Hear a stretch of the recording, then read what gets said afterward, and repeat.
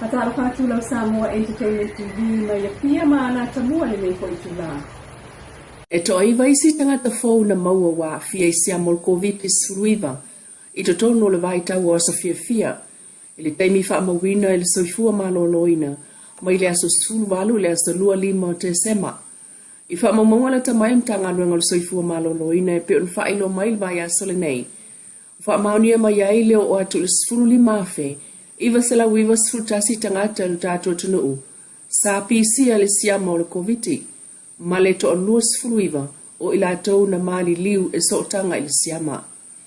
Whamawina fo mtanga luenga e tu so le lua se la wafe su enga sa fatino o siama.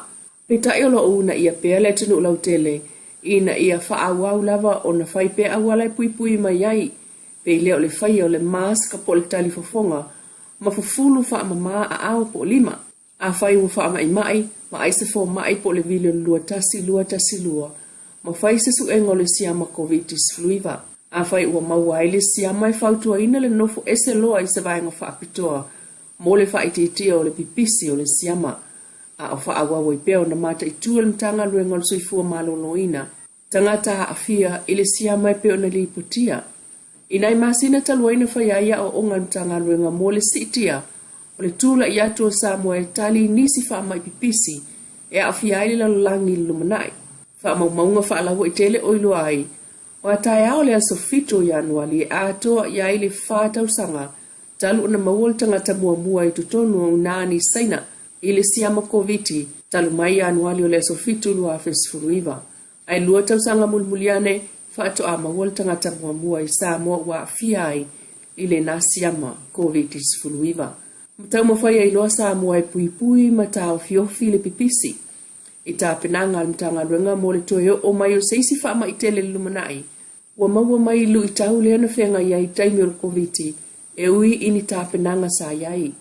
O le taunu unga na o iai mai loa mai iai leisi la asanga i luma.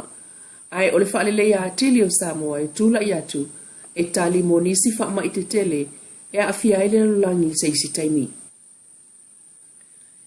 Elena o kampani tu ma otiolo o afia le whaititi o tangata whai ngā ruenga li taimi nei.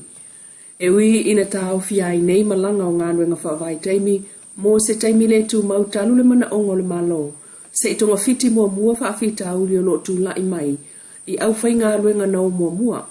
O nā wha le tonu e mafuli lava i ami o ngā le tāpu lea, o malepe ai ainga, maari liu ai tangata, whale pui manofu wawai ai se vaenga, ai ole se itia, o ila tau wa sulu whai o la tau lava a inga talua a fianga SS i sio manga i ngā luenga na avatu iai.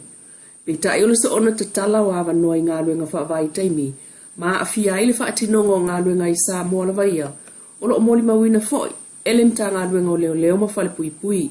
El tato wha atalanoanga ma le fionga al komsina, o le mta ngā luenga o leo ma whale pui le fionga awa pa aulongo i Tino Filipo, ile whai ungol tau sanga na tea nei. A tu wha atasi leo o ia ili taimi nei. O atu le iwa se lau. Ai o lo wha mawai atu lava tangata. Ma o ina foi. E fua iai lesi wha au popongai au mai i tutonu o leo fou. Ele masina leo Januari po Februari. Ai o mafua anga lava leo lo tau i wha mawai nga o atu le ofisa. Pion sao nol komsina o ngā luenga wha vai taimi. Ai o isi o le amalanga i whafo. Mai lo talia pe iai fo i nisi leo o manuia. Ele kota whaal tau sanga New Zealand. Ai o le tele lava o tusi wha mawai leo, ona o ngā luenga wha vai taimi. Ona nafi lea na tapuni ai leisi fo i wha lawi loa ala mta ngā luenga o leo mwhal pui. Moni ana tangata whai ngā luenga wha leo i le whal pui, ma le ofisa o leo. Ele i whai lava ni moli a ngā leo wha asanga le tamaita i Samoa lea na sola. Ile va lelo le Fiji Airways mal fa moe alu Australia ile yo nangata mail mlai va lelo fiti ina wata nu le va ai mawatu e tene fa inga luenga i lunga le va lele i totonu le faleui ile tali mai le fiongol komsina mtanga luengo leo awa pa aulongo i Tino Filipo na watato toe tuli loa ile lato suenga olan tala lo fa yape yai suenga ile namata upu peta imole taiminei ole tene na fa moe sola Australia ai o lo tau mawhai leo e wa ili pēna wha pe feo na le maua i le kesi a le ofisa wa le whaleolo Male kesi ale ofisa fumlanga inga Samoa I whaleolo. Male whaitoto ai whaadi ai boarding pass I le mlai wa lele I whaleolo. Masao atu ilungol wa lele le Fiji Airways. Ol whale tonu lena tupu le asolus fuluono te semalu olua lua. Ina ua tau nuu le waa, mamaua atu e teine ol wa lele o moe mai whale ui. Sa ilia ele pulengo le Fiji Airways Australia mai loa ai. Ele o stangata nu Australia. Matoe whaafo I mai lawa I Samoa. E pe ona su e ai loa ele ofisa o leo. Ta ue ua paawe iei tu la fono feo inga whaalvao malo. Wa soli ele tamaita I mai ono whaia iei molianga. Pea umane la tu su enga o whaia pea. Ai ua whaasa mai iei. Ona toe tu vai lungo so se wa lele le Fiji Air. Ile la lolangi talu na misiona whaasoli tu la fono. Ua maua. Tulanga lolo wao le tau lo tato tunu unei fo I mai taimi le utu ina mai ai le ofisa wa ai tau. Talu mai le lima I le tai au o lo wha amalo sia ma whau tua I le tunu. Ia nofo ta pena mo winga rolo wa le ngata o lau whanua ai o ngā sami. Wha amalo sia lapta ingo timunga mamafa, wha amalo sia lapta ingo o ngā sami, wha amalo sia whau tuanga mo lolonga, wha amalo sia fo I whau tuanga o sa Vili malolosi. O se vainga o ftai ingo sa Vili matimunga leolo I pea I lunga o Samoa.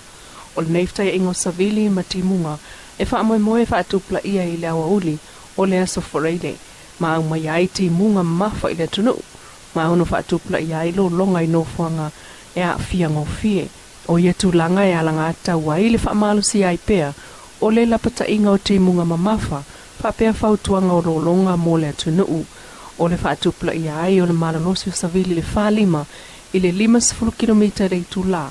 O lo wha moe le fiafi ua whaatu mawina I pea whautuanga o sa Vili malalosi. Wha pere se itia o whautuanga o ngā sami. A fianga ono alia e mai, timunga, puaoa, ma se e awala I no whanga mawalunga, lolo vaia no whanga I te whaala. Mo ono iei tā whenga ma ele solo. E malosi le whaatauta o sa Vili ni so taimi. Ma e so le sami, o o whautua I pea le tunuu, ia tā pena mamata lai whanau mo le saunga le mū.